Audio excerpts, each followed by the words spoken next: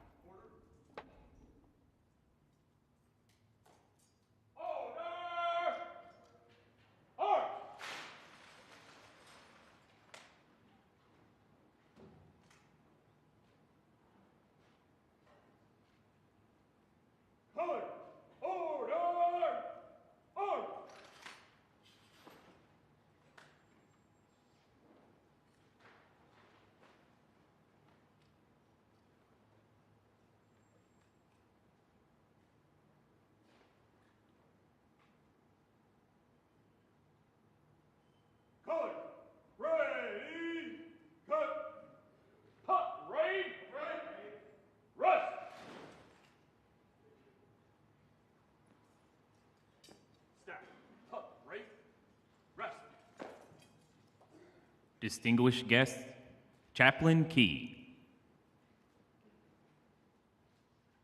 Let us all pause and bow our heads and close our eyes for a word of prayer. Morning by morning, new mercies I see, all I have needed, thy hand hath provided. Great is thy faithfulness, Lord, unto me.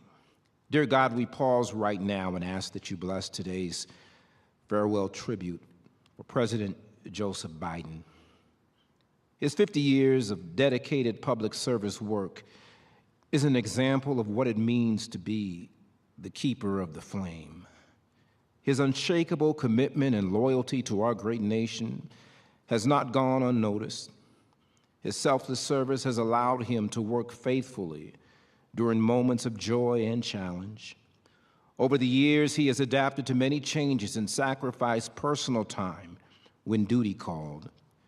And so, dear God, on this day, please keep President Biden and his family under your influence.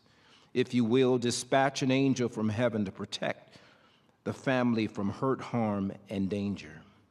And during moments of uncertainty or stormy weather, remind them that you surely can and you surely will. Remind them that where you lead, you provide.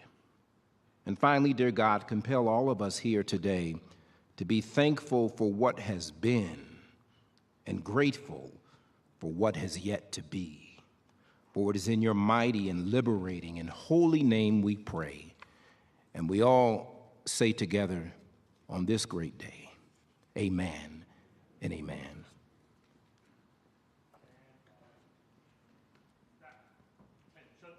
Please be seated.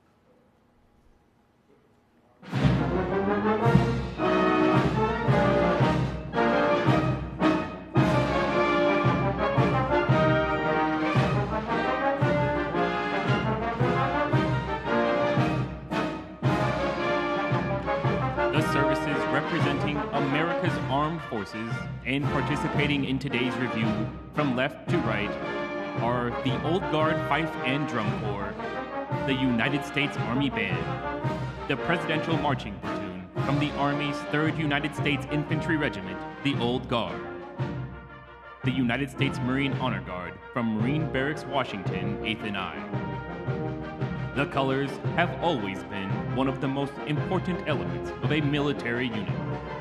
At the center of our formation is an Armed Forces Color Guard bearing the national colors and the service flags of the Army, Marine Corps, Navy, Air Force, Space Force, and Coast Guard. Following is an element from the United States Navy Honor Guard from Navy Yard, Washington, D.C. The next element on line is comprised of a flight from the United States Air Force Honor Guard from Joint Base Anacostia Bowling. And last is an element of the United States Coast Guard Honor Guard from Coast Guard Station Alexandria.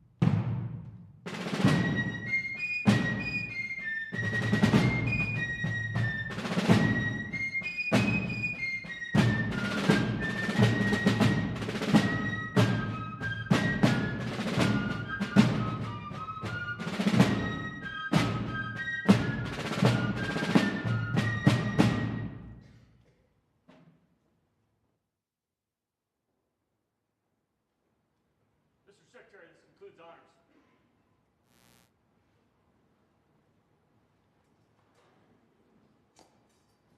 Post the staff. Staff, right? Face.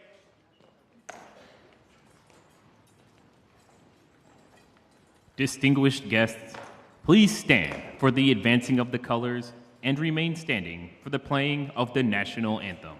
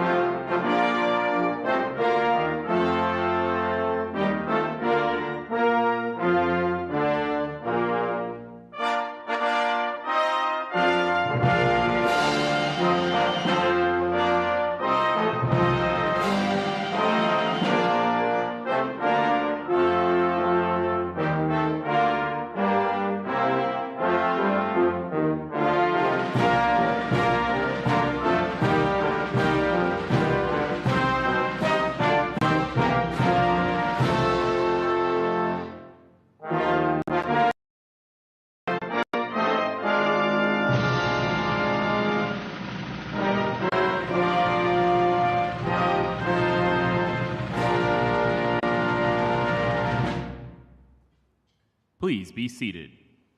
Detachment, order, arms.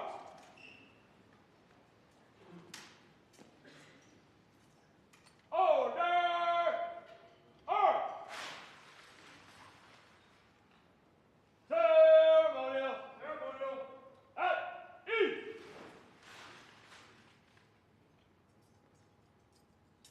Staff, ceremonial, at ease.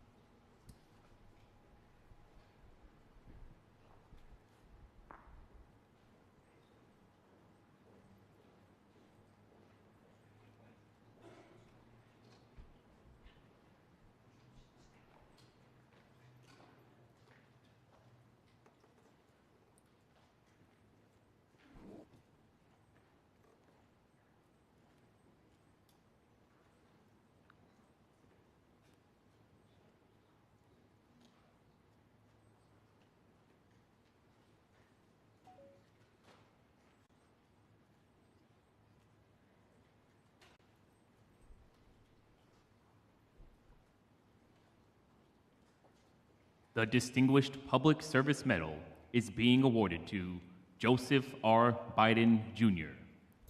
President Joseph R. Biden, Jr. is recognized for distinguished public service as the 46th President of the United States from January 2021 to January 2025.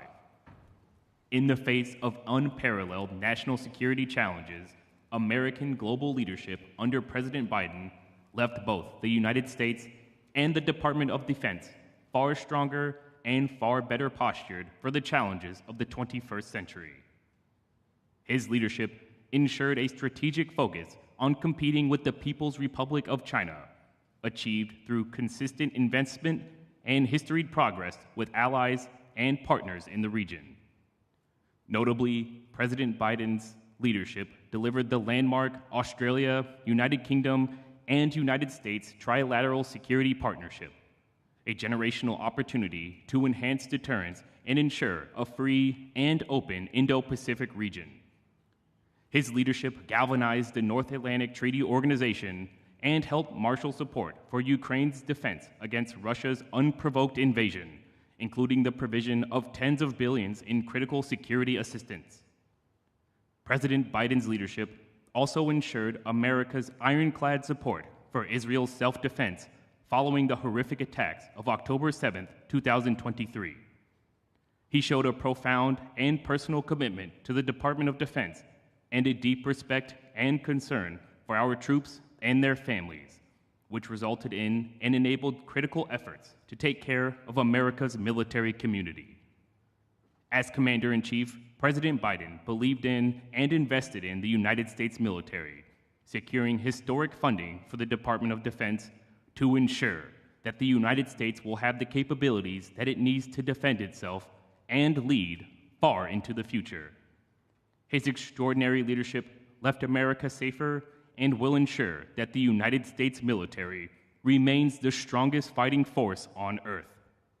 The distinctive accomplishments of President Biden reflect great credit upon himself, the Department of Defense, and the United States of America.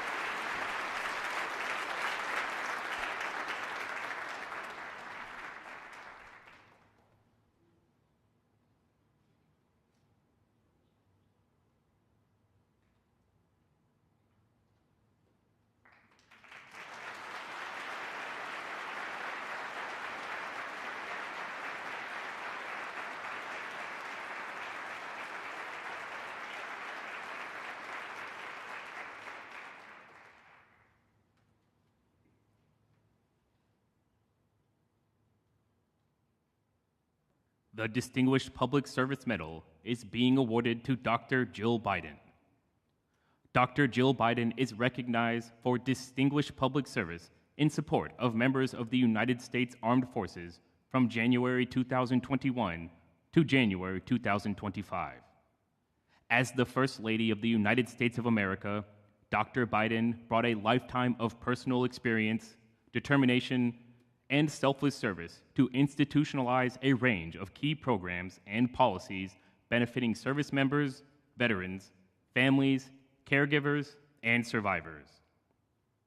Building upon her previous work as Second Lady, she launched the second phase of Joining Forces in 2021, a White House initiative to support military and veteran families, caregivers, and survivors. Through Joining Forces, Dr. Biden led policy efforts focused on supporting military family employment and entrepreneurship, military child education, and military family health and well-being. This was accomplished through interagency collaboration, working directly with service members, veterans, and family members, and linking arms with the nonprofit community. She strengthened the economic security of our military families to include enabling military spouses who are federal employees teleworking overseas access to safer and more secure working environments. With personal expertise and passion, Dr. Biden supported the academic achievement of military children by enhancing awareness of the unique needs of military children, specifically military children with disabilities and their families. She also called urgent attention to critical quality of life issues and worked with non-governmental organizations to ensure that all service members, veterans, and their families have the tools they need to succeed. Through Joining Forces, Dr. Biden inspired, educated, and sparked action from all sectors of society to ensure service members, veterans, and their families have the support they have earned and deserve. The distinctive accomplishments of Dr. Biden reflect great credit upon herself, the Department of Defense, and the United States of America.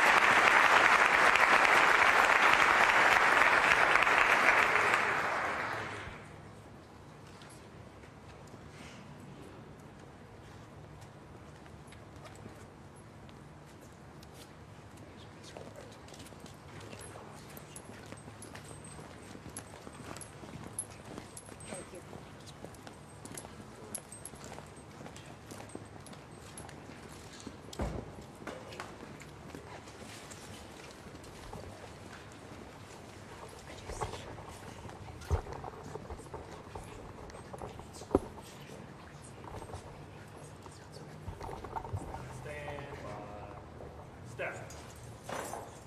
Attention.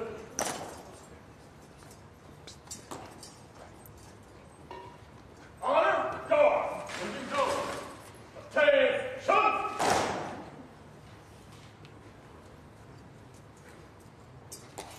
Distinguished guests, please stand for the posting of the colors.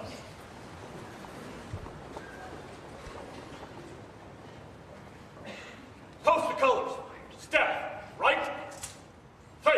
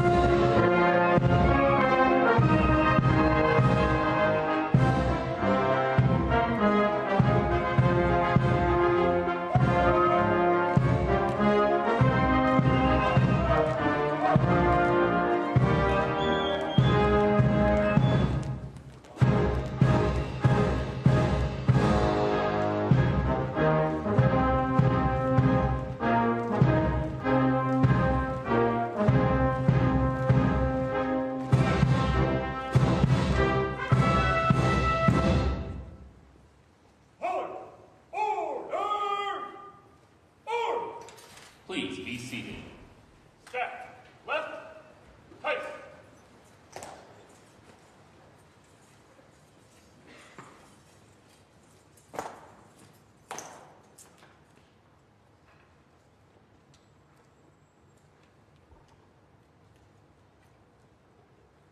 Colors, ready, cut.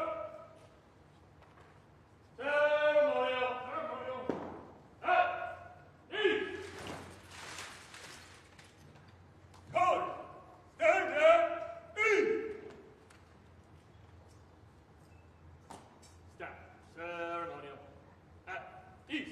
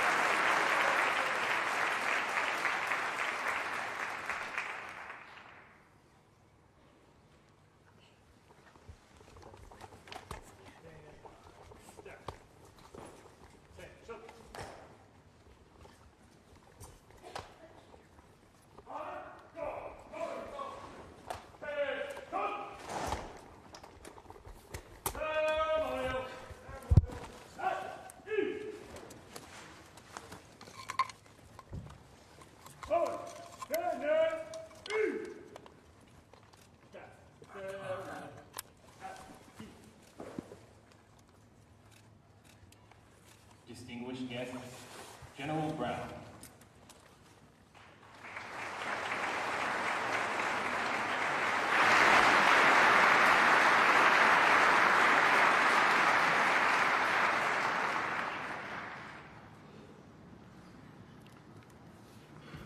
Well, good afternoon. That is a very, very tough act to follow. Now, today we gather to honor and say farewell to our Commander-in-Chief, a man who has dedicated his life in service of our nation, a man who for over 50 years has fought for those who serve in uniform, fought to prepare our military for the challenges they face defending our nation, whether forward deployed or back at home. He fought as a senator from Delaware to ensure our service members, veterans, and their families were taken care of. He fought as vice president for stronger Veterans Affairs programs and more support for service members transitioning back to civilian life. And as our president, he continued to fight, lead our nation through an uncertain and dynamic geostrategic environment, while strengthening our force to protect our future.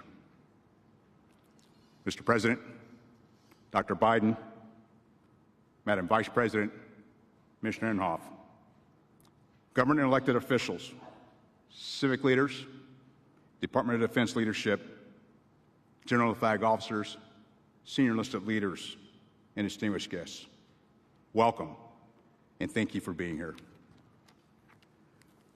President Biden's work with Congress on bipartisan legislation has set our military on a course to confront the threats of tomorrow, to ensure our warfighters are ready when the nation calls.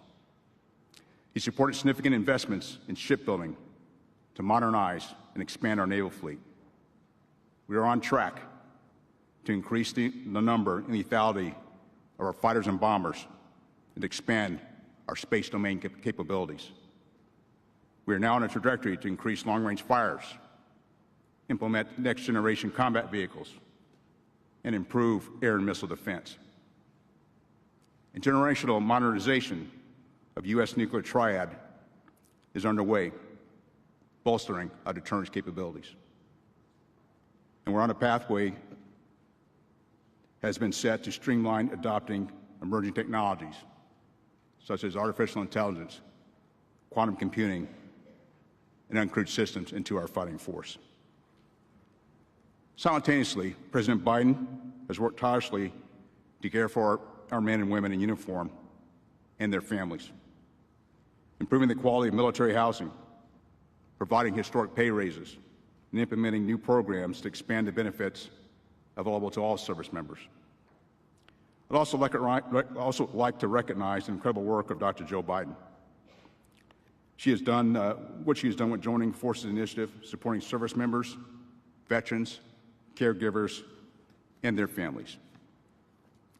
As our Commander-in-Chief, President Biden has fought for our military time and time again. Today's ceremony is just a small, small token of our appreciation.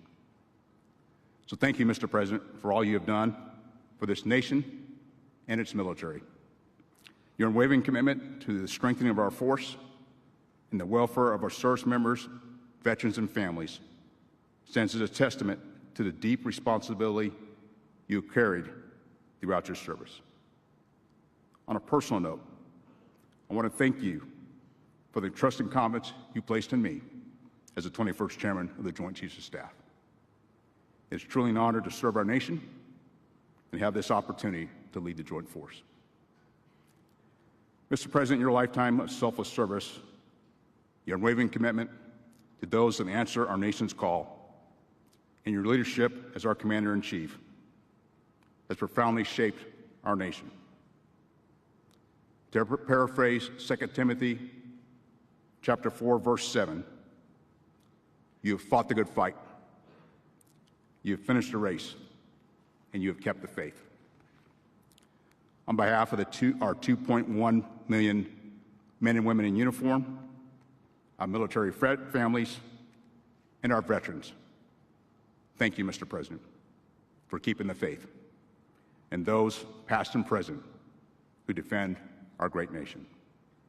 Simply said, thanks for your leadership. May God bless you and your family. May God bless our service members and their families.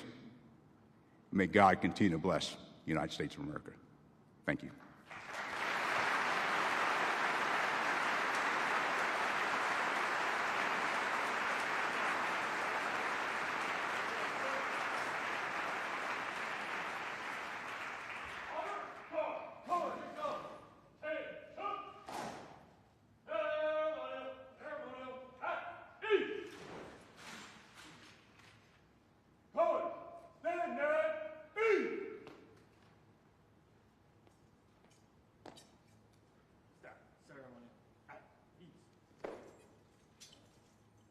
Distinguished guests, Secretary Austin.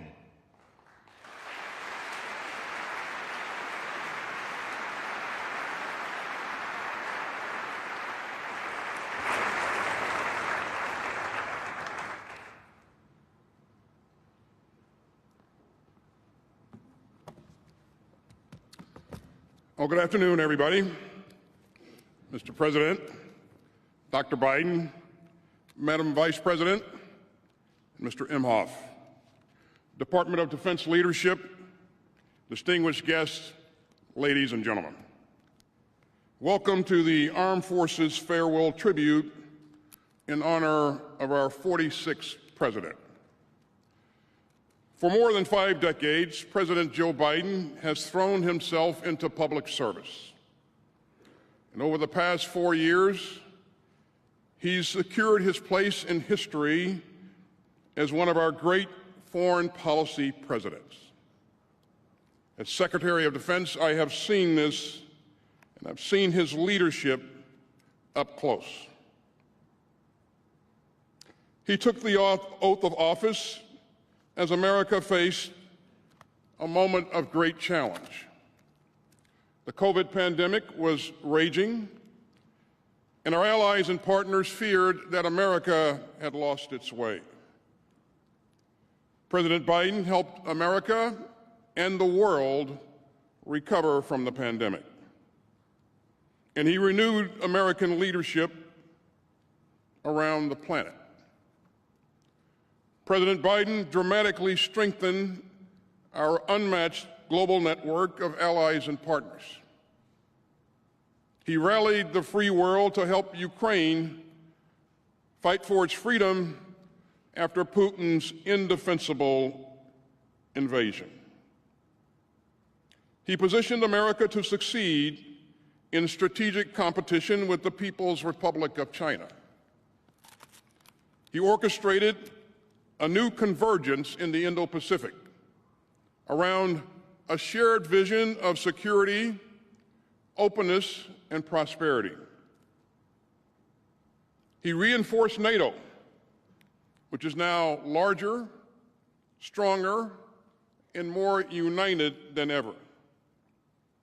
He shored up Israel's security after the vile October 7th terrorist assault by Hamas. He helped defend Israel from outrageous direct attacks by Iran. And he's prevented the Middle East from erupting into an all-out regional war.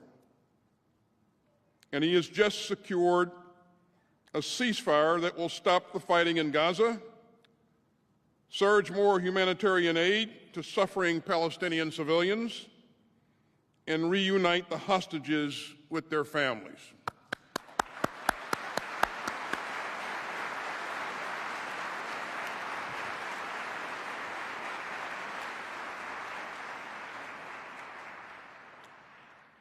In Afghanistan, he ended America's longest war, one that spanned 4 presidents, and he refused to hand it over to one more. And he has always understood that the power of our example counts for more than the example of our power. President Biden showed the world the strength and the resolve that only a democracy can muster. Now, as I said, his leadership is rooted in his decades of expertise. President Biden processes policy at graduate levels. And I learned quickly that whenever I went over to the White House, I needed to be prepared to dive deep on key issues, because inevitably, the president will send a question your way. And he'll ask something that takes it to the next level. He insists on hearing a range of views, and he's not afraid of making the big decisions. And he also has a secret weapon, because he's not just the president, he's also Dr. Jill Biden's husband. America knows Dr. Biden as a great educator and a role model. But at the Department of Defense, we also know that she's a proud daughter of a World War II veteran. And she's a long-time champion of our military families and veterans. Dr. Biden, we are deeply, deeply grateful for your continued leadership of joining forces. Your work increased employment opportunities for military spouses. It improved education for military children. It enhanced military family health, and much, much more.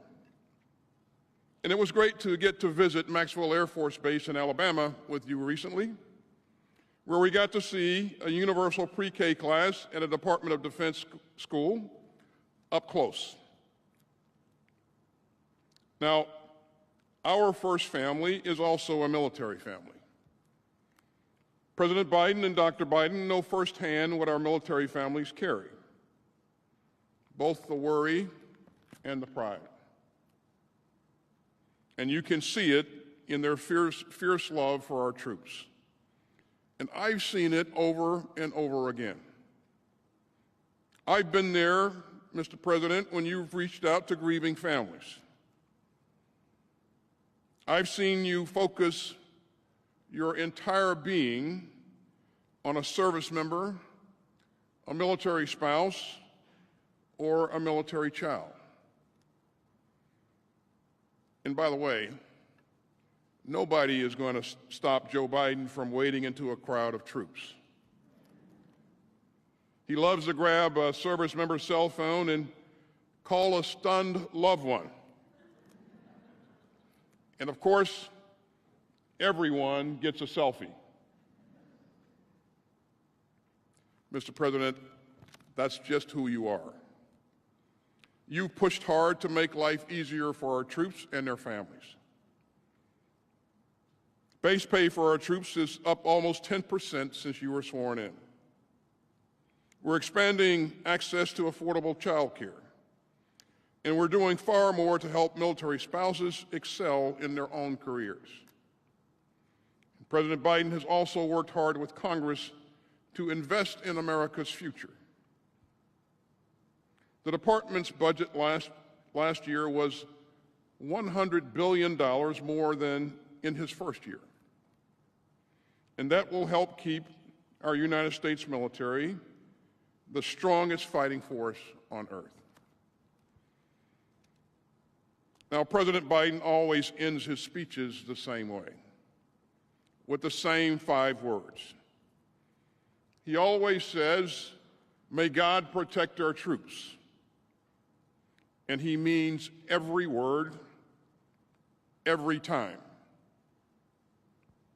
Mr. President, it has been an honor to serve with you.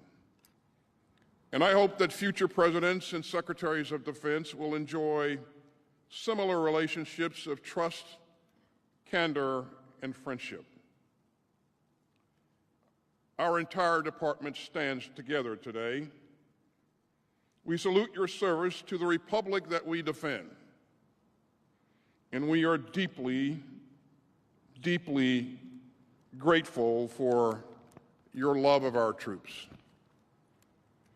Thank you, Mr. President and Dr. Biden. May God bless you and your family, and may God continue to bless the United States of America. Ladies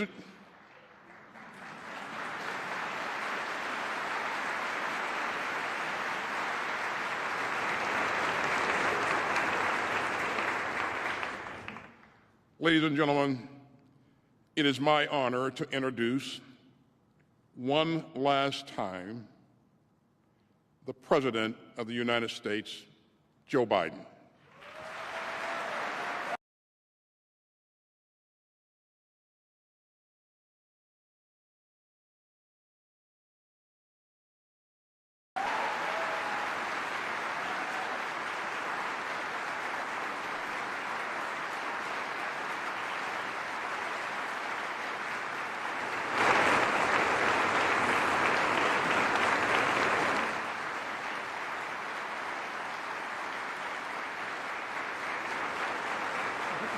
Thank you.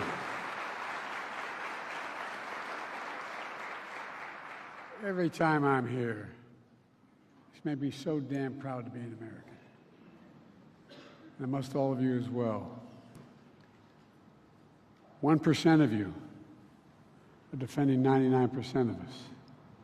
We owe you big. Just over 240 years ago, George Washington gave his farewell address to the Continental Army. Still astonished by their victory and by their unity, Washington asked, and I quote, "Who that was not a witness could imagine the men who came from different parts of the continent would instantly become one patriotic band of brothers?" That's what you are, one patriotic band of brothers. Vice President Harris, Jill, Doug, Secretary Austin, Secretary Brown, two of the best decisions ever made in my career, I might add. Service secretaries,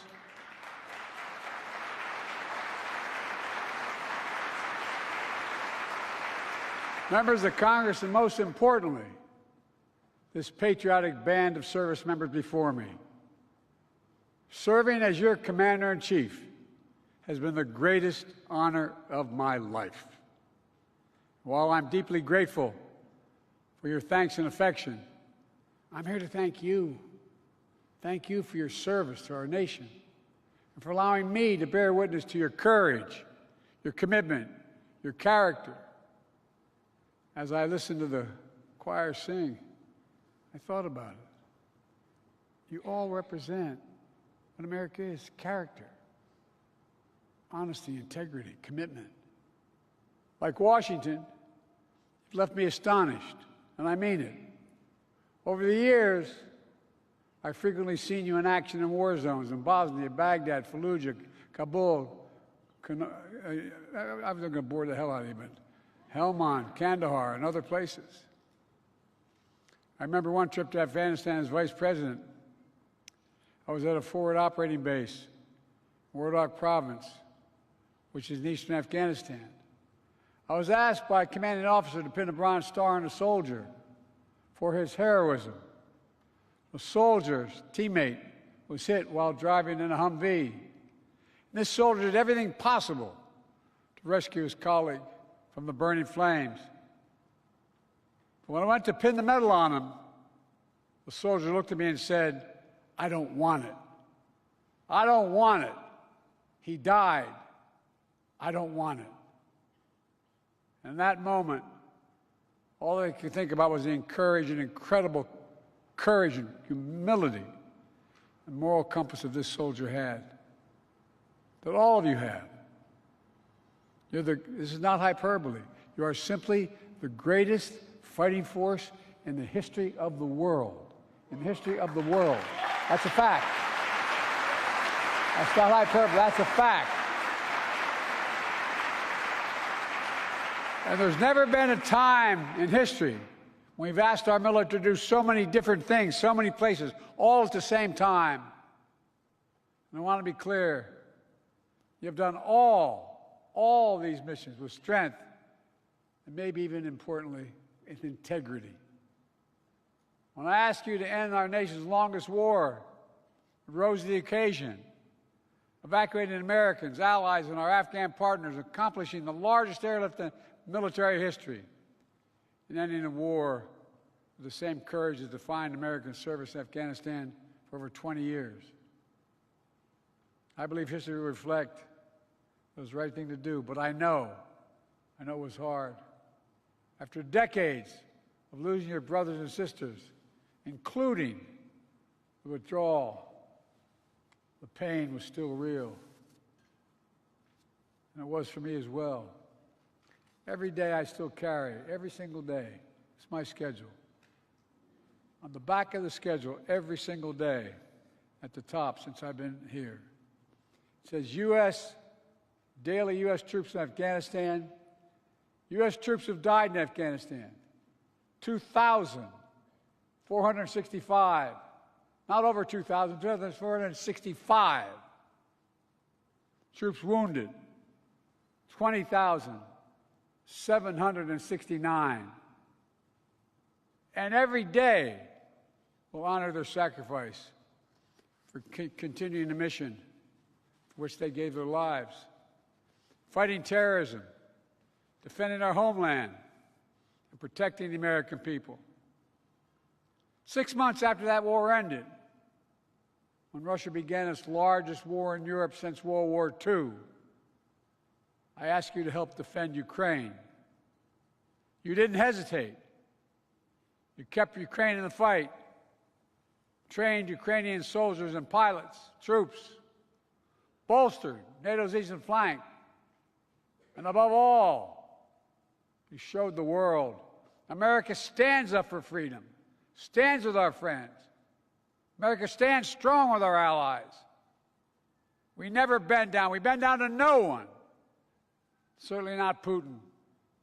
And now, nearly 3 years later, Putin has failed to take Kyiv, failed to make large territorial gains, and failed to break NATO. As a matter of fact, when I spoke to him on the phone, he talked about he wanted us to be the Finland of Europe. And I pointed out to him at the time, for real, that you're not only get the Finland of Europe, you're going to get the Finlandization, not of Europe. You're going to see Europe joining NATO, Finland joining NATO, Sweden joining NATO. And America's watch, dictators do not get to do whatever the hell they want. Then following Hamas's terrorism on October the 7th, I asked you to, excuse my back, by the way. My mother would be very upset. I asked you to deploy to the Middle East. Again, you stepped up, pulling long nights and long deployments to weaken Hamas, to defend Israel against unprecedented attacks on Iran. Imagine had we not. If we don't lead the world, who will lead the world? Who? And twice, you stood up to the attacks by the Houthis in the Red Sea. Last year, I spoke with the women and men aboard the destroyer that took down the first Houthi attacks. It was the USS Carney. And I want you to tell you all what I told them. We owe you. We owe you. And back in May, yesterday I proud to announce a ceasefire, the hostage deal between Israel and Hamas. The road to that deal was not easy. It was 8 months ago I laid down the elements of that deal in May, embraced by countries around the world, because they know we say what we mean, endorsed overwhelmingly by the UN Security Council. It's taken 8 months of nonstop, relentless effort from my administration to get it done. But because of you, all of you standing behind me, because of you, because of so many diplomats and defense professionals, we kept the pressure on Hamas. And we got it done. We got it done. And finally, when I ask you to strengthen America's position in the Pacific, in the middle of all the other conflicts and crises, you said no problem. You kept China in check. Remember when we took office? China was going to overcome the United States economically and politically by 2030. Everybody wrote that, except here in this building.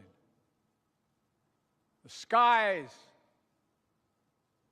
open, the seas free, and our allies close, You established our first trilateral defense partnership with Australia and the United Kingdom, our first trilateral partnership that we said couldn't get done with Japan and the Philippines, and our first trilateral partnership between Japan and South Korea. Remember that? Camp David that said we couldn't do it. It wasn't me. It was America. We did it. That's what America does. And people know America's acting out of character. Our nation is so much, and so many others. Our nation has asked so much, so many others as well. Doctors and nurses helping service members to learn to walk again, eat again, speak again. The National Guard members who dropped everything to help their fellow Americans during the fires and hurricanes. The Marines guarding embassies around the world. The scientists making sure we have an edge over adversaries. Interpreters who make our missions possible. Perhaps most importantly, your families. They sacrifice so much. And I might add, the doctors and nurses. Excuse a point of personal privilege, as used to say in the Senate. Came home I commuted every day. Every single day, over 2,100,000 miles on Amtrak, because I lost my family when I first got here. My oldest son, one day I went home, he was the Attorney General. He said, "Dad, what are you doing Friday?" I said, "What do you want me to do?" He said, "Why don't you pin my bars on?" I said, "What?" He said, "You're married with 2 children." I said, "No, Dad, but someone's got to go." He spent a year in Iraq, won the Bronze Star, Conspicuous Service Medal. But like many others, he was exposed to those burn pits, which are within about half a mile of where he bunked. He had stage 4 glioblastoma, like so many other of our folks. And I watched the nurses and the doctors who took care of him for so long.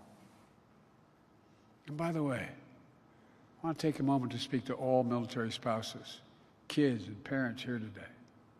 Most Americans never see the sacrifices that you make every single day. They'll never see all those holidays and birthdays with an empty seat at the dinner table because mom or dad was deployed. They'll never see all the moves you had to make to new states, to new schools, to new jobs. But I see it, and Jill saw it. She made it her life's work. She's done everything big and small. Help military spouses find child care and build their own careers.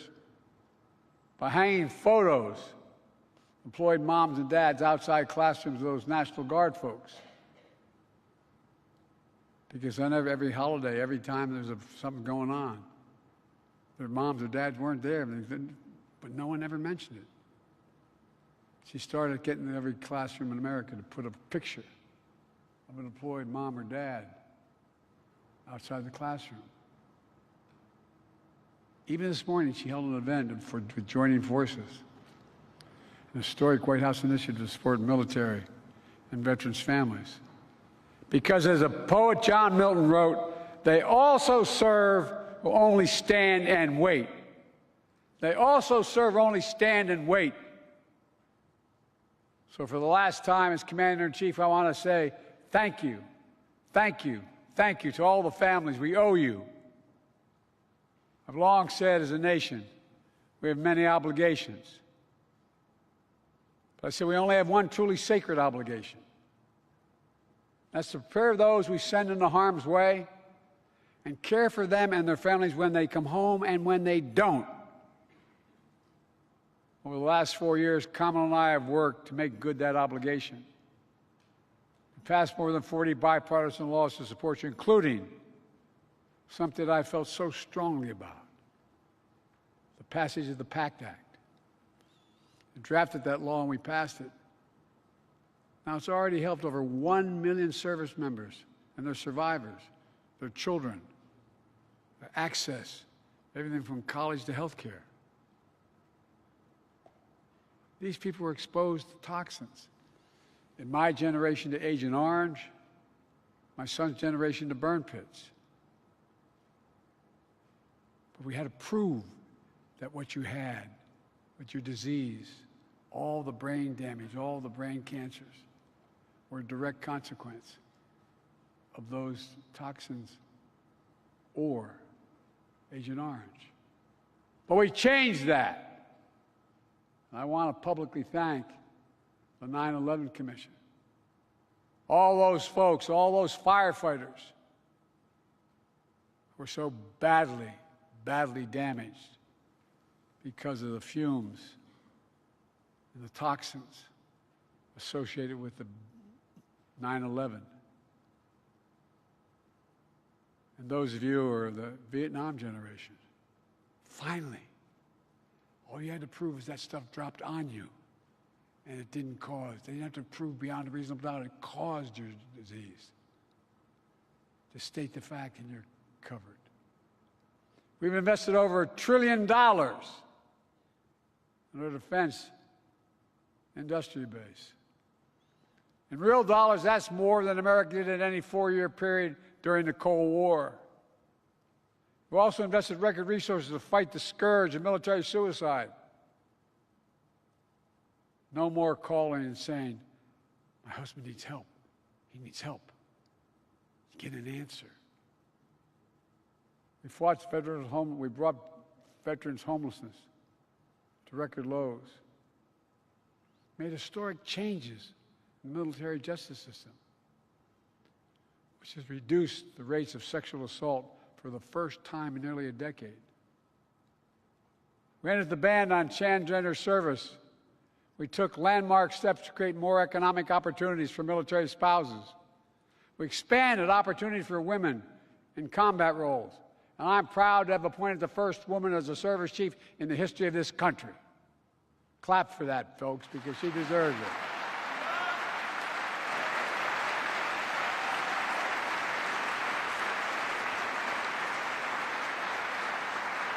I don't know about the rest of you guys, but the women in my family are a hell of a lot smarter than the men in my family. Look, if there's one thing I hope to take away from today, it's this. This is not hyperbole. You're truly the finest fighting force in the history of the world. That's not hyperbole. That's true. Everything I and others have asked of you, you've done. You've done with honor, commitment, grit, and guts. Let me close with a final request. I say it not as your president or commander-in-chief. I say it as a man who spent 50 years of his life serving his country in a different way. Remember your oath. My son, Major Bo Biden, used to call it home base. That's a set of principles of values that give you light in darkness, that guide you. It's true to the military. It's the best weapons, the best training in the world. We have the most cutting-edge ships, planes, and subs. We have the smartest, most well-trained force on earth. That's all critical. But that alone is not what makes us strong. This is not what brought Washington, this band of brothers together all those years ago. It's our values. I mean it sincerely. It's our values. American values. Our commitment to honor, to integrity, to unity, to protecting and defending not a person or a party or a place, but an idea. Literally unlike, as a student official, I can say, unlike any other in human history. And that idea is the United States of America is unique in the world. Virtually every other nation in the world is based on geography, ethnicity, or religion, or some defining feature. But we're the only nation in the world, only nation in history built on an idea that we're all created equal. We know the words by heart. We're endowed by our Creator with certain inalienable rights. Among them, life, liberty, the pursuit of happiness, That's the idea that generations of service members have fought for. An idea you have sworn an oath to defend. As a nation, we've never fully lived up to that idea, but we've never, ever, ever walked away from it. Our country is counting on you to ensure that that will always be true. As I said when I began, 1% of you defend 99% of the people across this nation. That's why you all deserve a special place in our hearts and in God's heart. May God bless you all, and may God protect our troops. Thank you, thank you, thank you.